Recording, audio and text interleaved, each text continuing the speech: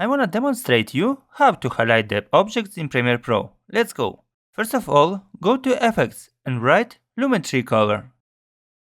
Drag the Lumetri color on your video. Then go to Effects Control and select the cycle. Evidence the area where you wanna that the effect will happen. And by the mask feather, write 190. Click on Invert it. Select the basic correction. Switch the exposure on, and the first icon will appear. Then move your timeline slider a few seconds ahead. Add again the icon of the exposure. Move your timeline slider again for 2-3 seconds ahead and write -4.